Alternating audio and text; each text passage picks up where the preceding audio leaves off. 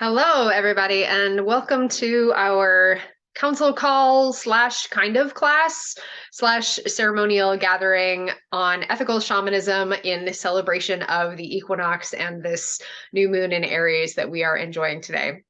I'm Michelle Hawk, in case you don't know me, and I am very happy and grateful to be having this conversation. And for those of you who are tuning in later, that's okay. I'm glad you're tuning into this later.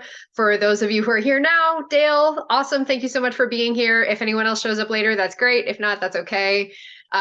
This, just to give a little bit of context and background in case you may not know me or you may not have followed my work before.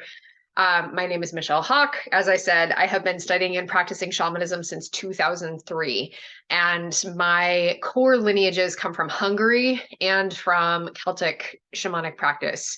I also have training and mentorship experience with Taoist shamanism through medical qigong and an Eastern alchemical process, as well as First Nation teachers. So with Turtle Island indigenous teachers from here in the Americas. But again, my core lineages are from Hungary and like European shamanic practices. So our conversation today is, I'm treating it really like a conversation because I'm aware of the irony inherent in and doing anything or having any conversation about shamanism online. And yet, this is convenient and it's easy and it's a free class and it is easy for people to jump online or jump on a recording later. So that's why we're having this conversation here, even though I will say, so this is part of the caveat, even though part of what I feel as being really important and being really necessary for this conversation on ethical shamanism is to remove fields of distortion. And that includes removing and separating from fields of distortion like the internet and like different platforms that we're using for communication. So just awareness around that. I'm inviting Dale. I see you're outside. That's awesome. I love that. I love that you're outside. I have a view out a really beautiful window right now. I think my light and my internet might not be so great if I were outside at the moment, but that's okay.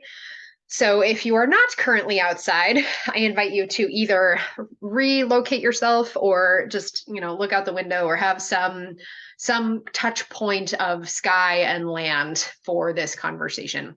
And be comfortable. You can't see me right now, but I'm sitting in this really cozy chair and I've got very cozy pants on and just be in your body. So take a moment to kind of land and wiggle around. And really, let's treat this like an invitation to circle up together. This is I do consider myself an expert in the field, having done this as long as I have, and yet also I am always a student and I am happy to be in conversation and collaboration. And really that's how I'm treating this. A lot of my classes, if you have tuned in with me before, you'll know that I usually have outlines. Sometimes I have slides, sometimes not. I usually have sort of an agenda of what we're talking about. And this class was very strongly resisting that. So in terms of the integrity of my practice, I am being in integrity with what is asking to come forward in this container, which is really more council call style and bringing voices to the table and asking questions and having it be a conversation.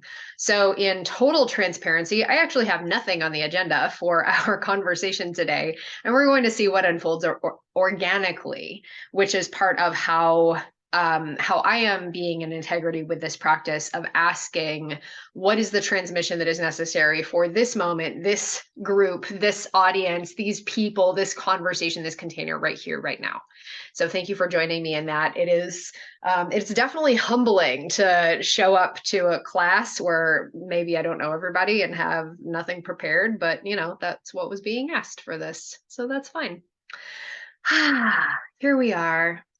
Before we begin with the talky part, even though that was already part of the talky part, we're going to do a little invocation because why not?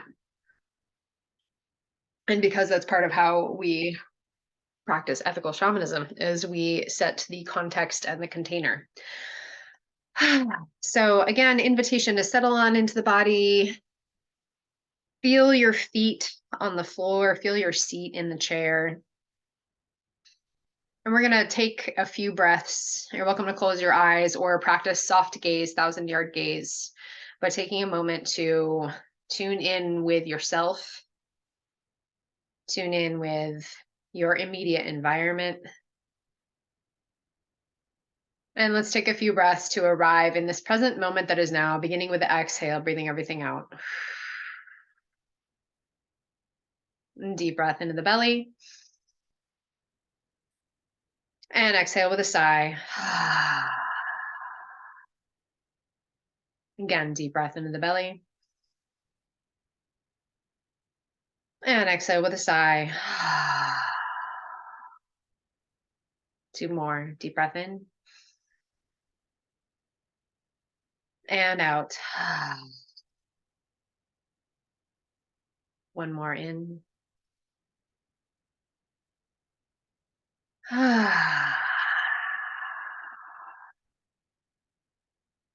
Allow yourself to continue to flow with the breath, feeling it wash in and out like waves, carrying you deeper into a space of presence and listening.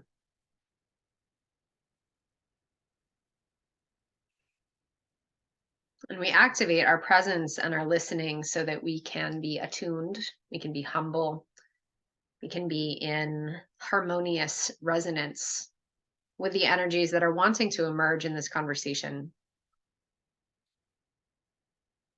It is with so much gratitude that we call upon and invoke the power and the presence of our own innocent hearts. We call upon and invoke all of our guides and teachers of myself and of all of those who will join this class at any point in time.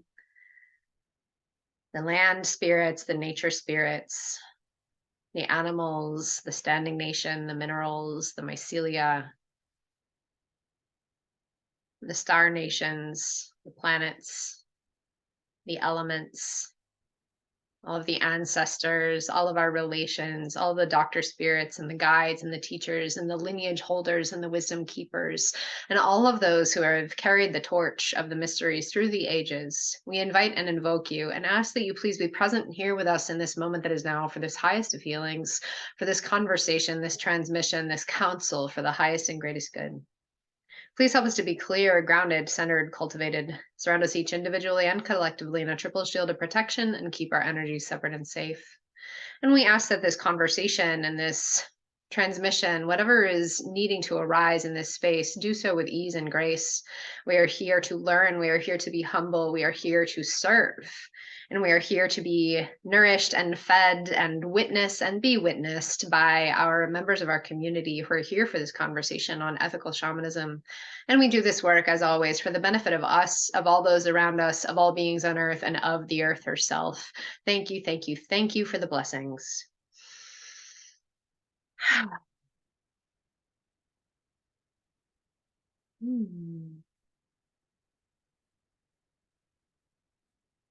Gently allowing yourself to return to present moment, conscious awareness, bringing all of that with you.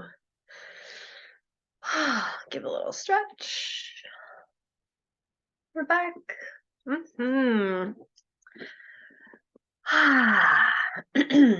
Oh, I forgot to light our candle. I'll do that right now. That's okay. It's never too late. Official magical portal containering is open. Thank you, fire. Thank you, fire. Beautiful. So as we are getting into the talky part, I did have some questions emailed in before or from people who are not attending live, and I'd love, Dale, if you, since you're here live, if you have any particular emergent questions or inquiries. Again, as I said, I came in kind of with not really an agenda, and I'm here to serve and here to facilitate our conversation. So what's on your heart, what's on your mind in regards to ethical shamanism and or your shamanic practice? What you got? You know, I came with like a blank slate. I'm having gone through a breakup of a non-ethical shaman that I've been working with and studying with for the last 3 years. I kind of was coming here to see what I could explore and maybe share or listen to. That's Beautiful. pretty much, yeah. Okay, great. Yeah. Yeah, let's start with that for a moment of like, what is unethical shamanism? I think that's, and I will also acknowledge this is vast territory, right? Like the question of ethical shamanism, and I was fully aware of that when I planned this class. It was like, well, honestly, ethical shamanism could be like hours and hours and hours of podcast material and or recorded classes. So, within the hour that we're here today, there's really only so much we can talk about. But I think looking at what are unintegrous aspects and what are some of the ways in which people are harmfully engaging in shamanic practice is a good place to start. So, let's acknowledge, and I will say this is interesting timing because I recently have had multiple consultations and conversations with people who have come to me since I recorded a podcast episode with Catherine Bird, my co-host of that podcast, Shaman Sister Sessions, which if you haven't tuned into Shaman Sister Sessions yet, I highly recommend that you do. And thanks. Yay. And it's on all the places you find podcasts, Spotify, YouTube, Stitcher, wherever else, iTunes. And we recorded an episode recently about narcissism, abuse, and manipulation within the spiritual community and of spiritual practitioners. And unfortunately, I will say it has brought people out of the woodwork who have contacted me for consultations because they found the podcast or someone sent it to them or referred it to them, and they have experienced practitioner abuse. And there is a large scale of practitioner abuse. And it breaks my heart that this is a thing. And yet, of course, as with any community, any population, there are going to be shitty people, or I should say unintegrous people within that particular population. I don't know if you can hear it, but my dog's yelling out the window. Sorry if that. Athena, please stop. You're all done. And so, this is unfortunate to hear, Dale, and yet also like I'm hearing more and more people kind of coming forward about this.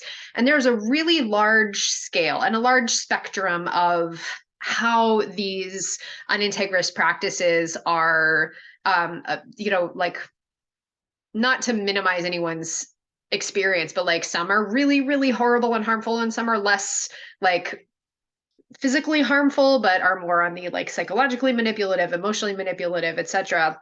And then we also have everything on the spectrum from sexual misconduct to financial misconduct to, taking away people's sense of selfhood and sovereignty, and putting people in really vulnerable situations, manipulating people into positions where they look around and they don't have any friends and family left because they gave up everything to study with this particular teacher, initiations into, yeah, okay, does that resonate? I'm sorry. And unfortunately, this is a thing, right? And so if you're interested in that particular podcast, if you haven't tuned into it already, again, it's called Shaman Sister Sessions, and it's a recent episode. I don't remember the number of it off the top of my head, but it's within the last couple of episodes. And it's about narcissism, manipulation, abuse within the spiritual community. And then there are also a couple other episodes that we have on similar subjects. And we're going to be recording more because now that all these people are coming forward, next on the queue is how to recover from practitioner abuse. So that will be forthcoming.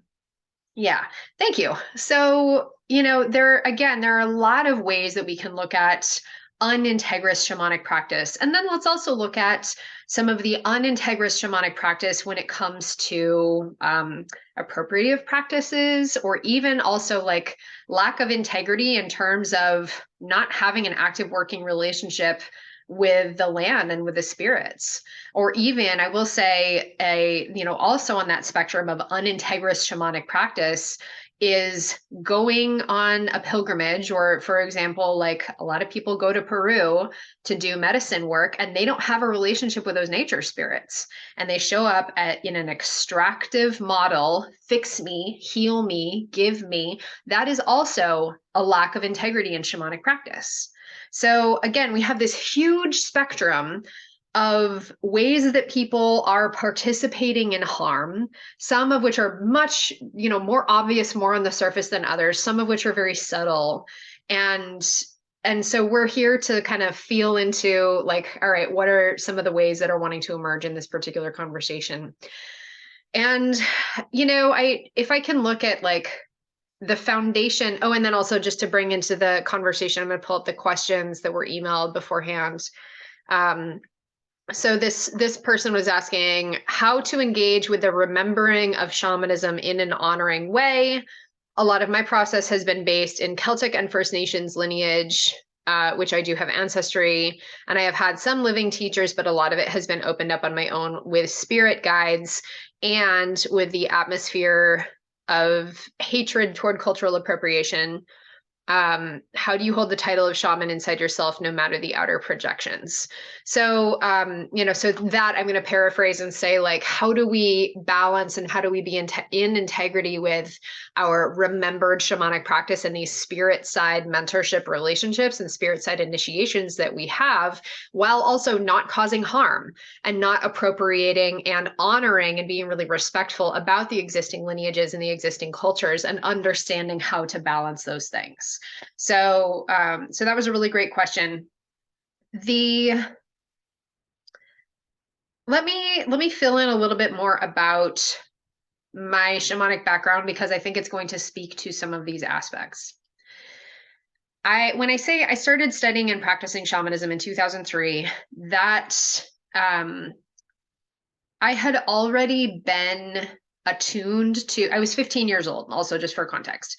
I was 15. I had already been drawn to this whole set of wisdom, but I had no idea the words for it. It just made sense to me. So animism, I'm going to use the word animism, was very much my way of being as a child and as a young teenager. And animism is the foundation of shamanic practice, as well as other practices. Like there are different priestess lineages and mystery schools that are based in animism as well. And animism is the principle of the life in all things and the breath of life in all things, where all things are alive, all things are activated and vibrant and radiant with the spirit of life. And we see and honor and respect the life in all things. Okay, so that is like an animistic worldview. And as a child, I already viewed the world that way. I I was really drawn to animals. I was, a very magical little kiddo, much like, all little children, right? Drawn to animals, and I loved rocks, and I would talk to the plants and like make potions out of dirt and plants. And all of my favorite stories were magical stories with talking animals, and living mythology basically was very attractive and appealing to me. So I already had this very strong orientation toward animistic practice or animistic worldview as a young person. And then when I was a teenager, I came across through, my mom took our dog to the holistic vet, and then next door to the holistic vet was a massage and Reiki clinic. And she went in one day and just poked around and asked some questions. And it turns out they had workshops. So I went to a shamanic journey workshop at this particular, at this event space. And it gave me a language for things that I already knew to be true. It gave me a context and vocabulary for things that I already felt and already thought about the world. It told me that there are multiple realities or multiple frames of reality, talking about the middle world, the lower world, the upper world. We did this particular workshop was a shamanic journey workshop into the lower world to connect with an animal guide, and into the upper world to connect with a spirit guide. So in learning that, I learned about these multiple worlds that we inhabit and the different layers and dimensions of consciousness, the inhabitants of the different layers and dimensions of consciousness, the spirits, the nature spirits, the animal spirits, the archetypal frequencies of all of these spirits that we're engaging in, as well as the personal relationship that we have and the active working relationship of communing with a spirit guide. So all of this was introduced to me within this one workshop, and it lit me up. It was for every one thing they said, I felt like I remembered 10 more things. It was like, oh, this is true, but also this and this and this and this are true. Like, this makes so much sense to me. And that began my seeking out more shamanic trainings and practices. And again, it was for every one thing someone told me, it made me remember 10 more things. So I had the experience from being a teenager, from being a young person, of having these teachers come into my life. And until I was when did that happen? 2009. So I had about 6 years of what I'll call like kind of scattered teaching with different workshops and different, and also during that time I was finishing up high school. I was like going to university, and I was just sort of going to shamanic workshops whenever they fell in my lap, right? And then in 2009, I met my mentor, who I've been working with for 14 years now. She's been my my teacher for, oh, great, we have somebody else coming in. Woohoo. In 2009, I met my teacher, who I've been working with for a very long time, and she is the person who initiated me into the Hungarian shamanic lineage, and really gave me that core structure and core shamanic training that I have been working with since. Welcome, Kristen. It's nice to see you. Just a 30-second catch up. We are treating this like council call style, and you're welcome to catch up on the first section whenever you like, or in the recording. And we're talking about the large spectrum of ethical shamanism, and talking about like remembered shamanic practice and being in integrity with honoring lineages, etc. Okay. So then when I was studying with Dagmar, her name is Dagmar, my teacher of 14 years, it really it gave me like a structure and an organization for a lot of this remembered knowledge. And so I'm very, very lucky in my shamanic training and practice, in that I had teachers falling into my lap throughout that entire period. Like I did not actually go looking for a teacher. Dagmar and I met at a cooking class, like a really like very random sort of event that neither of us ever would have gone to normally. We just sort of both showed up, and it was like, oh, we need to talk. Oh, we need to do this. Okay, great. And I know that unfortunately, a lot of people don't have that. And so a lot of people, particularly white people, or I will also say like culturally white people, even if we have mixed ethnic background, right? So I know there are a lot of people who have indigenous, Turtle Island indigenous people ethnic background, or who have these other cultures, these other indigenous cultures, and just don't have access to that knowledge and to those teachings. And so I understand there's a tremendous amount of care that we need to hold in working with our remembered lineages, and honoring and really respecting that it is possible to have this remembered access to knowledge and to mysteries. And this is coming through a lot of people. It's coming through in the blood lineages that we have, in terms of like our actual physical ancestral codes and the teachings of the populations, like of our people. But it's also coming through remembered lineages, perhaps of past life experiences, or in tuning into collective consciousness, or tuning into different mystery schools or different traditions that we may or may not have blood lineage connection to. So it is definitely tricky territory. And again, especially as white people, especially I live in the US, and Kristen, I know you live in the US, and Dale, you normally live in the US, except for right now. No, maybe. But in the Western world, right? Yeah, Western world. And I imagine a lot of people tuning into this might also fall into that category, right? And so, the answer is not don't practice shamanism. Definitely not. Like, that is not the answer. It is, and I see a lot of people wanting, like, being so careful that they actually just end up going totally hands off, and like, kind of backpedaling, and really like not engaging with the practice. And I don't think that's the answer either, because we need shamanic practice. my viewpoint is, and what I'm taking a stand for as a 20-year practitioner, 20-year student and practitioner, I've been doing this for a long time. And these mysteries and this way of engaging with the world, the animistic shamanic worldview and the animistic shamanic practice is deeply necessary because it is in service to life, because it is in service to the earth, because it is in service to studying and collaborating with the spirits, with the nature spirits, with the architecture of life itself.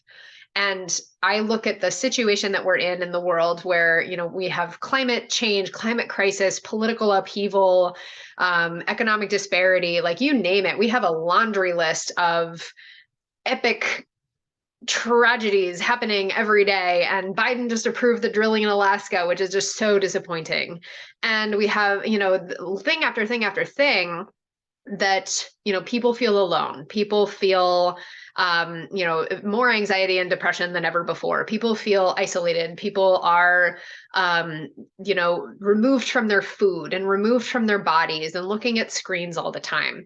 And animistic shamanism tells us to listen. It tells us to inhabit our bodies. It tells us to listen to the earth and to have a relationship with the earth. So I look at this as, this is not the thing that we need to not practice because we might hurt somebody. It is the thing that we do need to practice in an intentional and respectful way that moves at the speed of trust, that moves at the speed of conscientiousness, and that moves at the speed of integrity.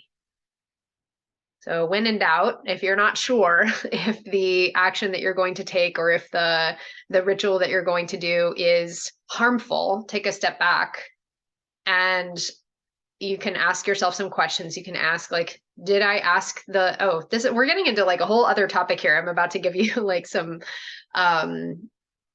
like foundations of ethical shamanic practice. Yeah, shall we go there?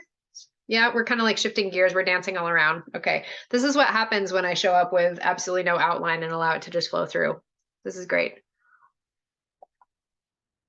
I'm going to tell you another story. And this story is, I think, if I could give people what is a place to start? Like where do we start with ethical shamanic practice, right? And we talked about, kind of some of the spectrum of what is unethical shamanism or what is lack of integrity in shamanic practice. And here we're going to start with how, what is the core? And also this person who was emailing asking about how do I be in integrity with a remembered shamanic practice. Every shaman is also a naturalist. Every shaman must have an active working relationship with the earth and specifically with the land where they live and practice and the nature spirits that inhabit where they live and practice, because shamanism is contextual. Shamanism does not take place in a vacuum. It is unlike there are other traditions or other mystery schools that, that are a little more etheric or a little, they're working with etheric temples or they're working with angelic frequencies, and that isn't really location dependent. It's not like you have to know exactly like who all the nature spirits are in some of those mystery schools. But in shamanic tradition, it is a relational, contextual, spiritual ecology, because you are working with elemental forces, you are working with geomagnetic forces, you're working with actual forces that exist outside of you. This is another piece of animism, is it's not Jungian psychology, it's not mystery school where it's like everything is a projection of your own consciousness and you're working with, like all of these archetypal frequencies. No, it is working with actual external spirits and guides and frequencies that are not you. That's another piece about animistic shamanic practice, is everything is not us. And I see, this is like another conversation about how like the Western clinical therapeutic navel gazing model, it might actually like be causing a lot of harm that we're going to be reckoning with down the road as people are taking on the weight of the world on their shoulders through their psychedelic experience and then going into horrible depression because they can't solve all the world problems, because if everything is a projection of my consciousness, then I'm crushed by that, right? Versus here are these external forces that are not mine, but that I can invoke these spirits and invoke these elemental frequencies and invoke things that are bigger than me, and knowing that I am collaborating, I am one of many collaborators. And I have all of these spirit allies and all of these guides and teachers who are working with me so that I don't have to take responsibility for all of these things that are actually not my responsibility, but that I get to show up in service to. So that's another aspect of ethical shamanism, is like owning what is ours and what is not ours, taking responsibility for what is our domain, and then giving back to spirit what is not ours, or giving back to other people, or giving back to the land. Not everything is ours, and that's a good thing.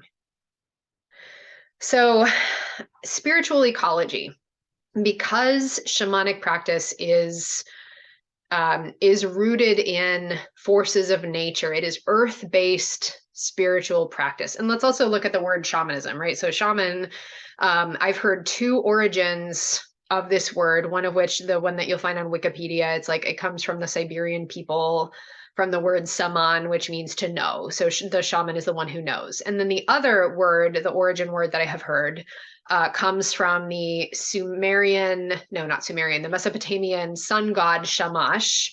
And so then the shaman are the people who serve the sun god Shamash, and they bring the light, right? So we have these two possible origins. I don't know which is correct, or if neither of them correct, it kind of doesn't matter.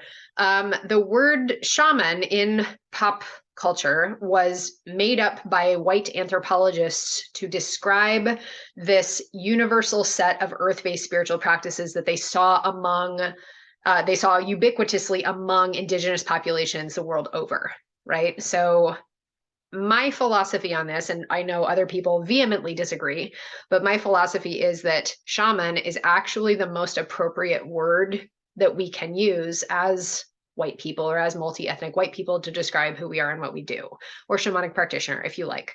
But it would be inappropriate to call ourselves the name of a particular group of people, or like the name of the medicine person that belongs to a particular group of people, unless you are among that group of people. Does that make sense? Did I explain that well?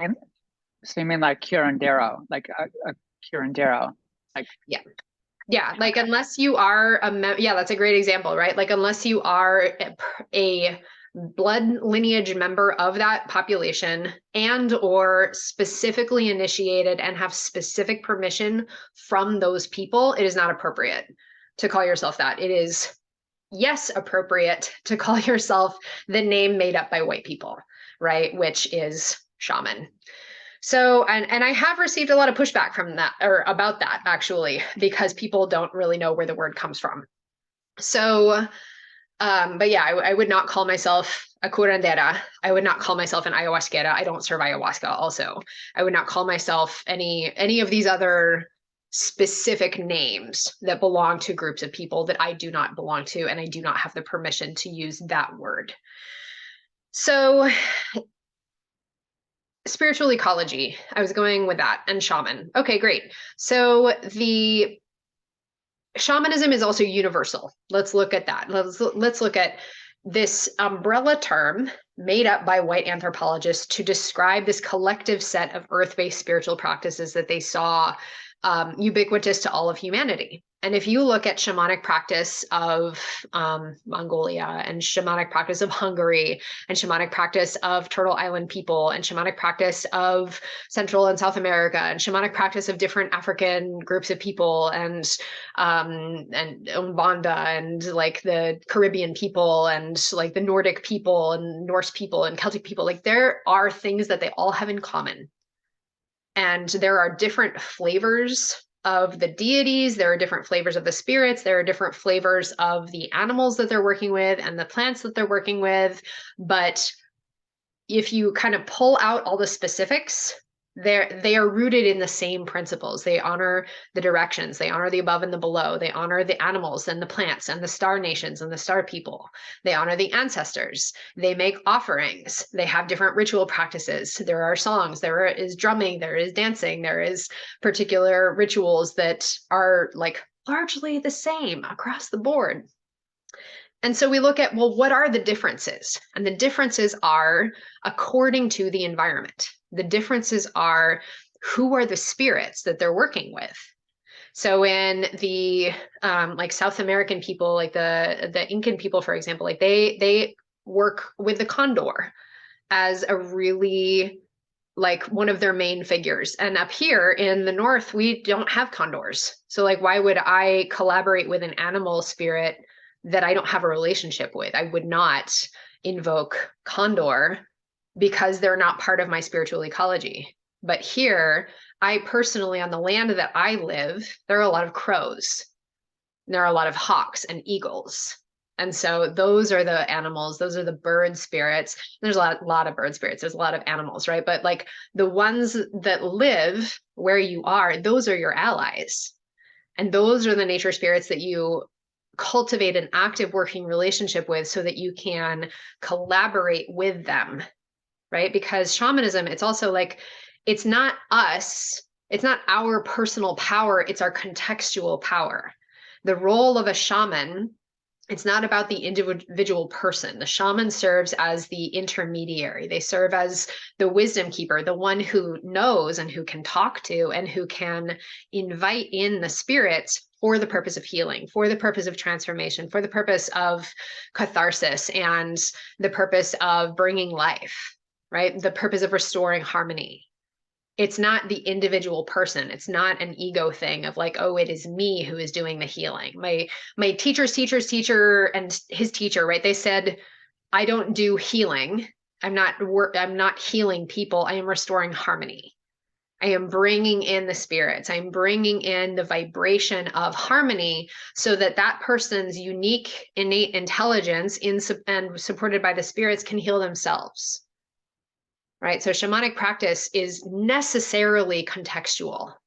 We must know the land. We must know who the plant allies are, who live on the land, who the animals are, the mushroom spirits, the fairies, all of the nature spirits. Because if we don't have any power. We don't have any allies.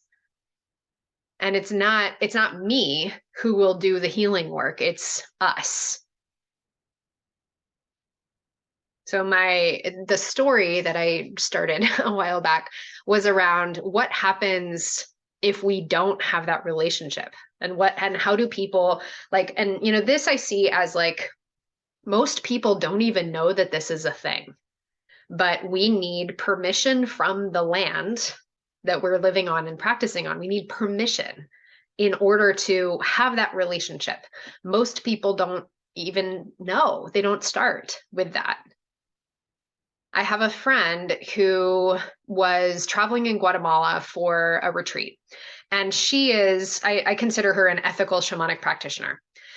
And so she told me, we talked very briefly after she came back, and she said, yeah, the land never let me in the whole time I was there.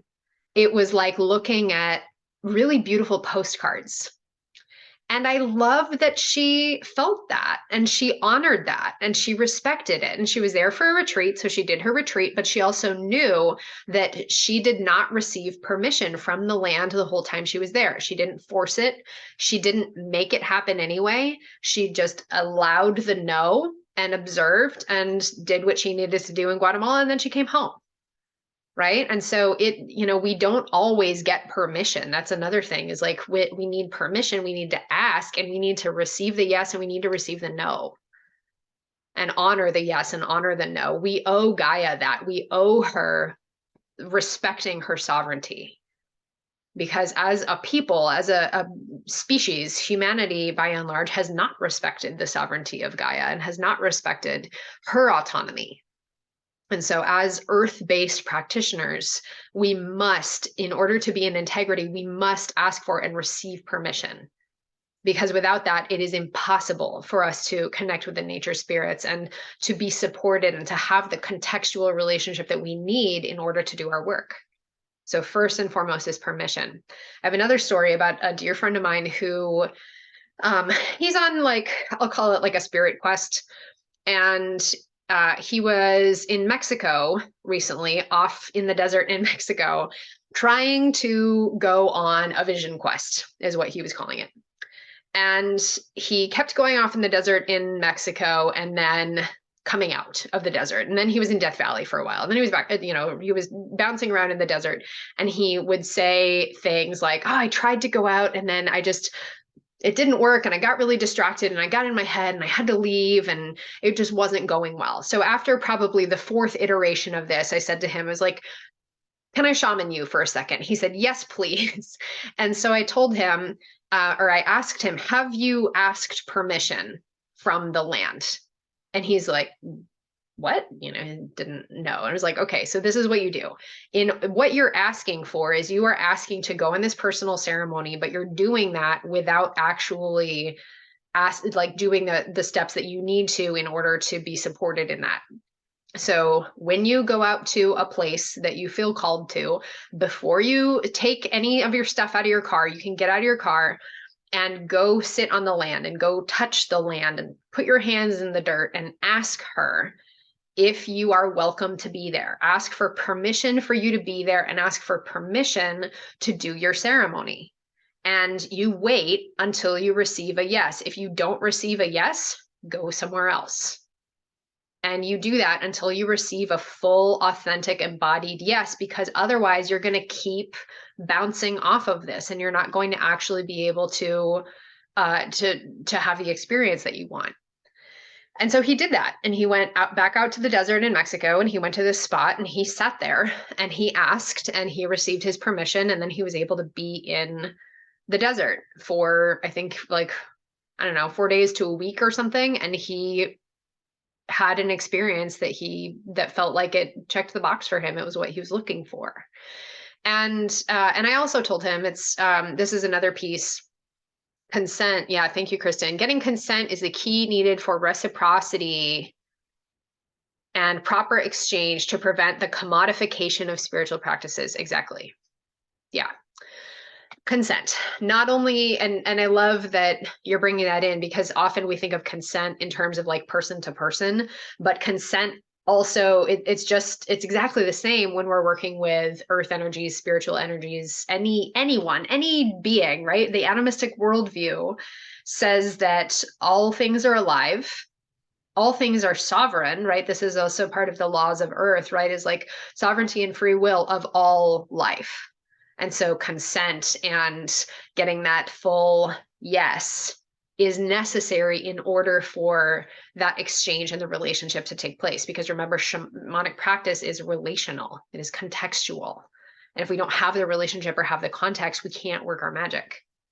So this is, that permission piece is really, really important. I'm also realizing, like, I've been talking a lot. How about we take a little pause? How's this feeling? How's the vibes? Any other thoughts, questions, comments? It makes a lot of sense to me right now, being that I'm in a new place, in a new home, with new nature spirits. I mean, I don't have hawks anymore. I have vultures. Yeah. And I have lots and lots and lots of iguanas. So dragons, right? I mean, it's all very, very much makes a lot of sense. Thank you. Beautiful. Thanks, Dale. No, I appreciate the conversation. I apologize. I'm losing my voice because I'm getting over a pretty bad cough. And apologies for being late because of that. No, I appreciate the dialogue, and it's necessary. There's in the Celtic indigenous practices, which is what I follow and serve, there is something called the fairy cord. And so the fairy cord is the natural order and agreement done by all creatures of earth to honor that reciprocity, to honor that sovereignty, to honor that sentience in all beings without the dominant power over structures that we've been shackled with. Excuse me.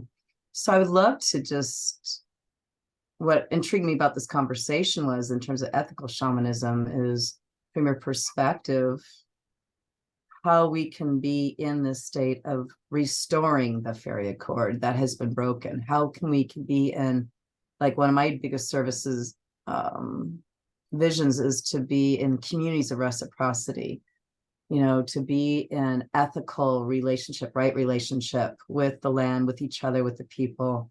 But to not, when I say commodification, it doesn't mean not having fair exchange for our work.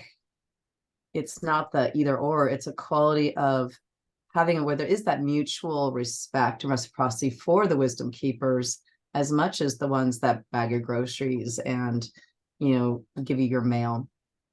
So how can we give proper exchange to those people that help us with these discoveries and connections with the greater spirit found in the embodied world? But also, how can we not commodify them?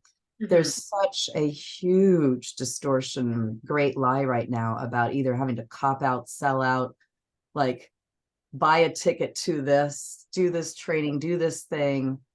And as someone who offers services like that, to rewrite the narrative into a way that is of reciprocity, of ethical shamanism, of like seeing the intrinsic power, sovereignty within all beings, without the power over dynamics of like buying a ticket to the movies and then having this expectation put upon your relationship where there's a tit for tat kind of exchange versus both parties participating and being empowered, and not having it where there's also this expectation where I'm not, because I bought this, therefore I own it, instead of earning it, the wisdom.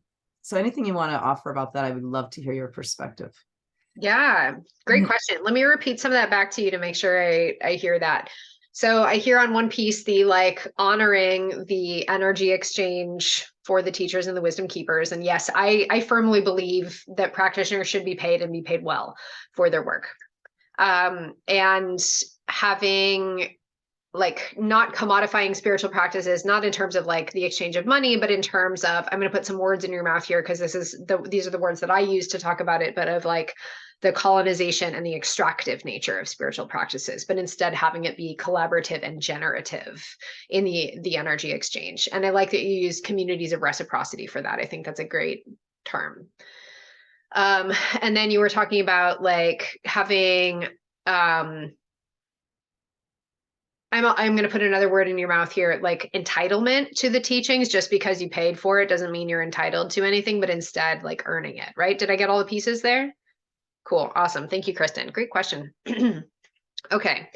Money. Yeah. So it's so annoying that I feel like all the people who have opinions about this, who are of the perspective of like shamans shouldn't be paid, like none of them are actually practitioners. They're actually like people who have no idea. And I actually had like another one of those come up just the other day who called me a plastic shaman and like was internet shaming me for like the idea of how dare I charge any money for anything at all in my work. And I was like, oh, you're an idiot. That's okay. Let's also remember again the context that we're living in, right? So historically, yes, true, shamans did not charge money for their work. But historically, their communities built their houses and brought them food and made their clothes and took care of them so that they could serve their people, so that they could do the practices, so that they could hold the rituals. So absolutely, there has always been energy exchange. And now the context that we live in we have collectively agreed upon the money, like dollar, whatever form of currency you're using, as a convenient intermediary for that exchange to take place. So if someone were to say to me, like, I don't believe that you should charge money for spiritual practices, is like, okay, are you going to come buy me groceries and make my dinner? Like, you could do that instead. Are you going to build me a house? I would happily accept that as a form of exchange. But no, it is easy and convenient for money to be that intermediary. So I can go grocery shopping and I can, pay my rent or whatever. So yeah, so that's just a very silly kind of misunderstanding based on, again, the context that historically this role lived in, where their material needs and their like 3D life experience was taken care of by their people so that they could take care of their people, right? And now the 3D means that we have for that to happen is through money. So yes, yay, love the energy exchange, right? The piece around commodification / colonization and extraction versus like the communities of reciprocity and the like generative collaborative field, right? I look at, again, going back to the whole like permission from the land and from the nature spirits and from like permission and consent. If we don't have permission or consent, our practice becomes colonization. If you do not have permission from the land and from the nature spirits to prey on the land and to do your work, you are extracting and you are taking away the sovereignty of the land and the nature spirits, and you're doing whatever you want. So that's perpetuating the power over dynamic, and it is inherently extractive and life diminishing. If you have permission from the land and from the nature spirits to do your prayers and do your practice, and you're making offerings and you're in this active listening, working relationship, that is restorative. That is generative. It is life affirming and life feeding. So it really all comes down to like, that is the foundation, is like, is there consent? Is there communication? Is there buy-in? My dog is yelling really loudly at the window. Is there, so this community of reciprocity piece is like, again, looking at not only in an example of like, I'm going to go hold medicine ceremony, right? And so I have consent from myself and from all the people who are there. I also need consent from the land, from the temple space that I'm in, from all the deities that I'm invoking and inviting. Everyone must be there of their own free will and sovereignty, so that we are contributing to a generative field that then overflows with radiant aliveness and from which we all benefit. That is how we are creating. I look at it as like, we are more than the sum of our parts. And if we have, like this all feeding into a generative, contributive, energetic container and spiritual container, it exponentially amplifies the radiant aliveness available, and it supports life. Life begets life. So the more we are contributing to life, the more aliveness we create for ourselves and for everyone who might be participating in that. Around the you were talking about like earning entitlement and like earning the wisdom. This, there's a lot of like, I don't know, what do we want to call them? Like weekend warrior bliss ninnies. Like, do you know what I mean when I say that? Of like, I went to an ayahuasca circle and now I'm going to serve medicine. It's like, okay, no, right? Or like, I went to a shamanic workshop and now I'm going to teach shamanic workshops. Like, all right, no, there is I think a lot of that is the modern Western idea of like secrecy is bad. Let's look at, like the idea of secrecy and privacy. If we're looking historically at secrecy, also in other, like the Eastern Hemisphere, for example, like secrecy and privacy and, concealment of knowledge it's not viewed as a very negative thing. But here in the West, in the US, our culture is founded on radical individualism, take what you want, conquest. Everything that I want belongs to me. I can buy whatever I want. The customer is always right. Open source knowledge, demanding information, instant gratification. You go to school and you have your degree. It's like, or like check all the boxes and then you have the thing, right? Like that is the culture that we exist in here in the US or in the Western world and in the white Western world. And and looking at like, oh, it's bad to keep secrets. And yet, looking at shamanic tradition and mystery school tradition, secrecy is necessary in order to have respect. Secrecy is necessary in order to prepare to receive and be a guardian of particular knowledge. And if you, as an initiate of shamanic practice, if you're initiated into, working with particular spirits, working with particular frequencies before you're ready, you can fuck yourself up.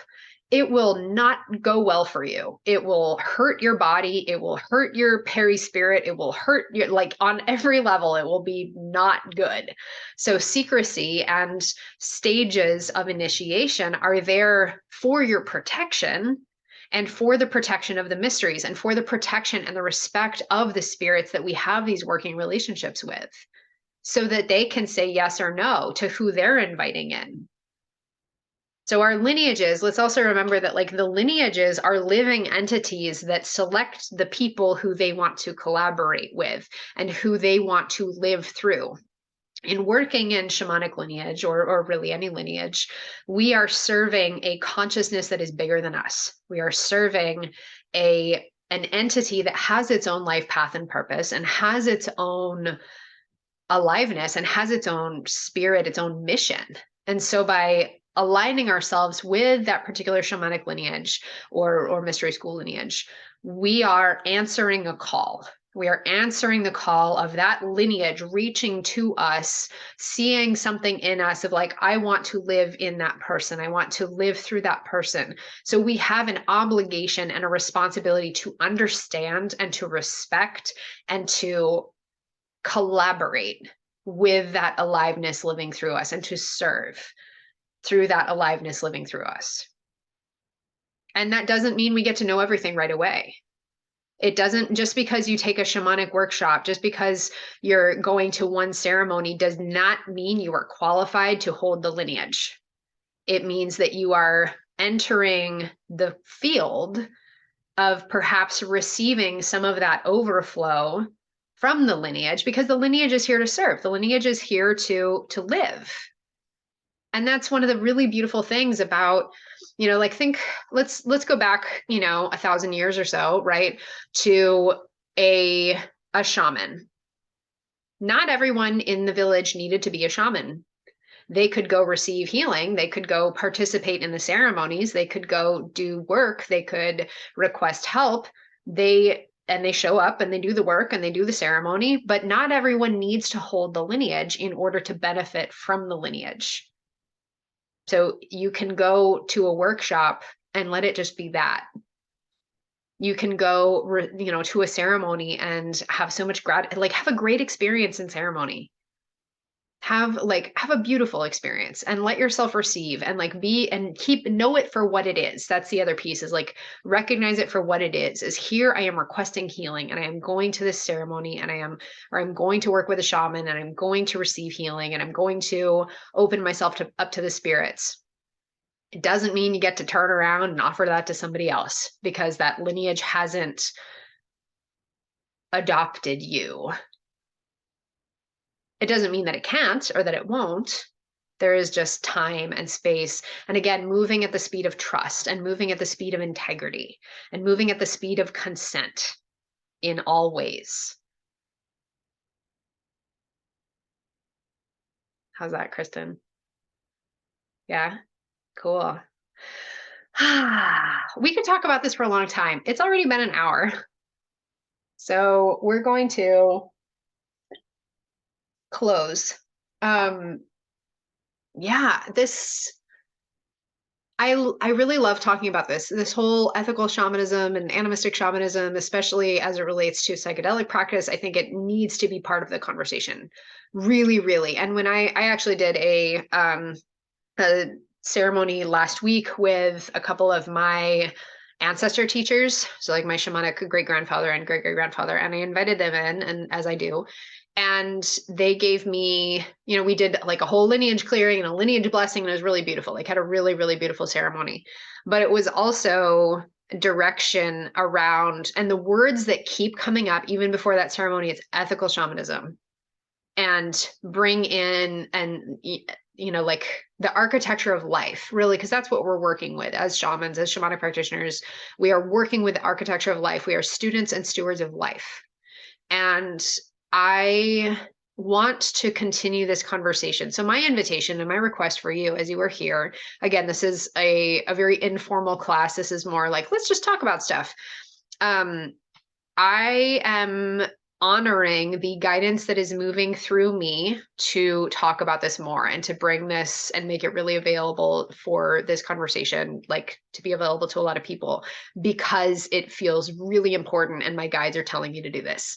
So my request for you, whether you're watching live now or you're tuning in later, is if you know anyone that you think wants to help me share this conversation, like whether people hosting podcasts, people who have shows, people who have platforms, and want to have this conversation with me on their platform, please reach out and either make that introduction or send them to me. I will welcome that, because this is what is being asked of me right now.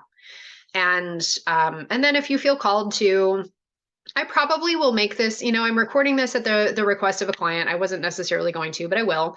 If you feel called to share this conversation, you can share this video link with people. You can, if people are watching this and they don't know how to find me, you can find me at michellehawk.com. Michelle, like Michelle Obama, hawk like the bird.com. And you can contact me through my website if you like. You can tune into my podcast, Shaman Sister Sessions, for more conversations with my shaman sister, Catherine Bird. And if you're called to work with me, either in terms of one-on-one mentorship, shamanic mentorship, you can reach out to me and we'll talk about that. Or in terms of the shamanic membership, temple membership that I am beginning starting in May 2023. But it will be going as a rolling basis. You can contact me for that too. So michellehawk.com, that has all the links, and you can book a call with me. You can follow up with me, send me an email, hook me up with people that you know, and let's continue the conversation. So I'm also open. We're going to do a little mini closing, but before we do that, I want to open up the field since you're here live. Do you have any particular things that you would like to see from me regarding this topic in the future? Because as I am here to serve and as I am following the guidance of what wants to be shared, I am open to requests so that I can serve you, my community.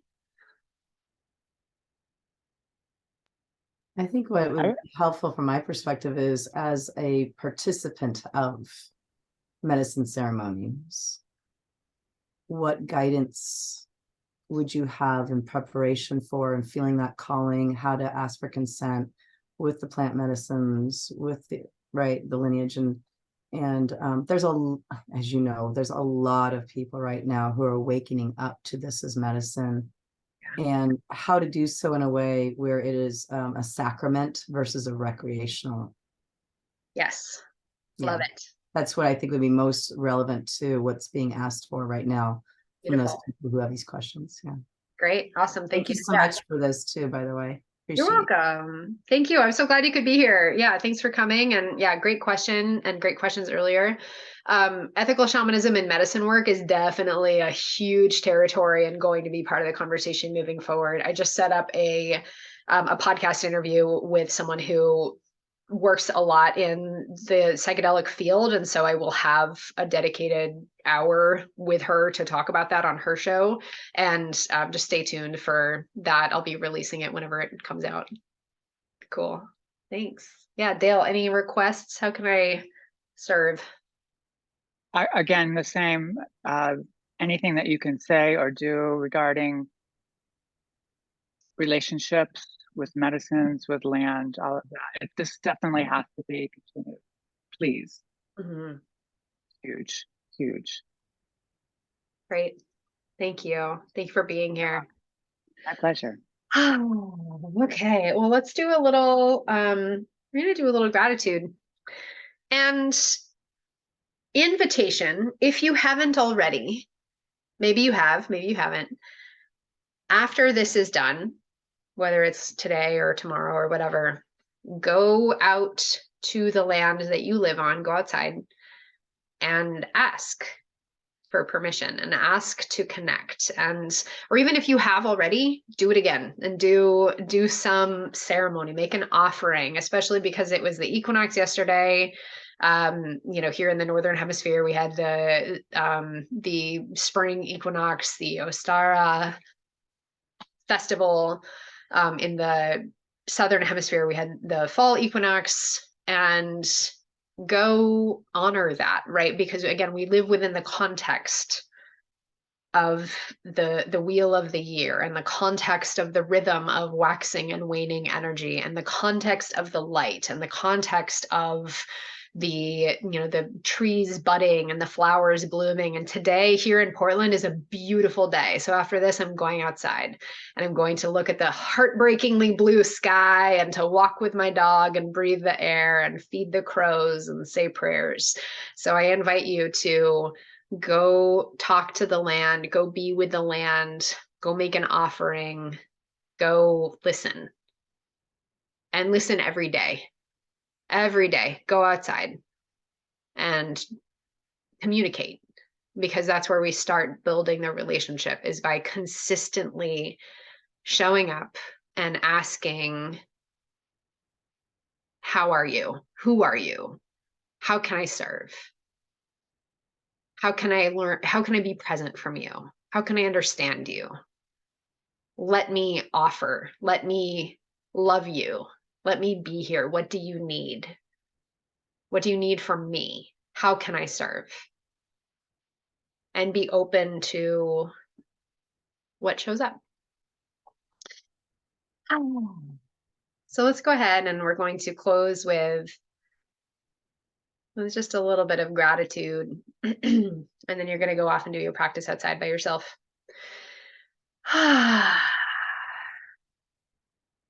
Feeling into your own body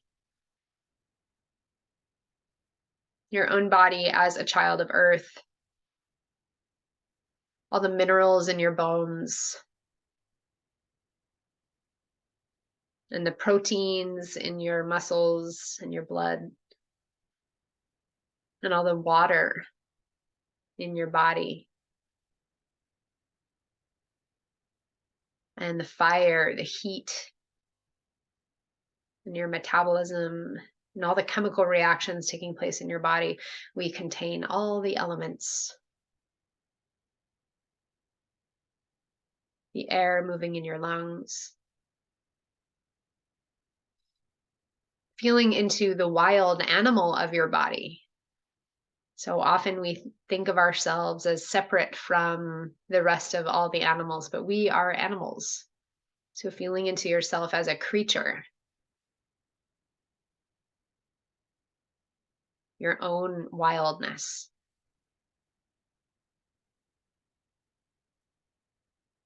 And the part of you that you have in common, the so many parts of you that you have in common with all other life, all other forms of embodied life. And remembering that there is so much more that we share with all of the other creatures, all of the other children of Earth. There's so much that we share, and so very, very, very little that makes us unique and separate.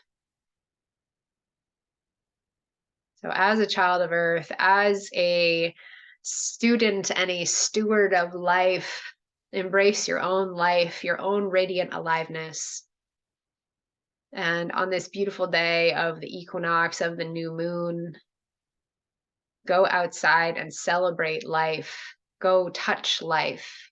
Go feel life. Go listen to life.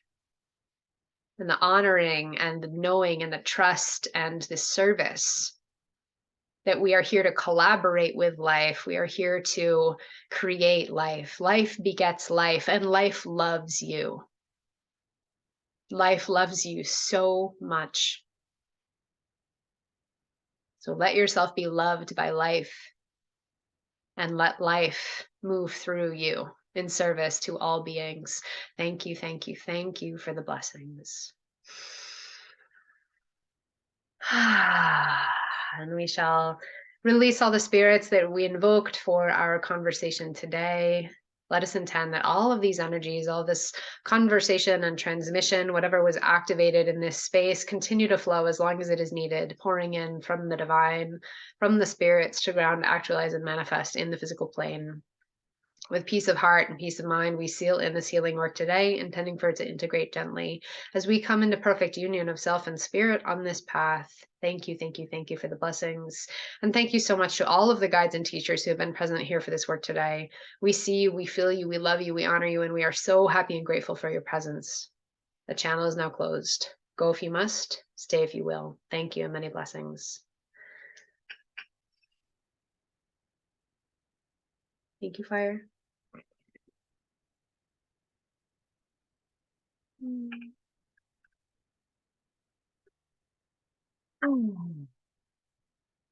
Thank you for being here. Thanks, everybody. This was great. All right. Go outside, dear friends. I'm headed that way myself, and I look forward to continuing the conversation. Stay tuned for more from me. Bye.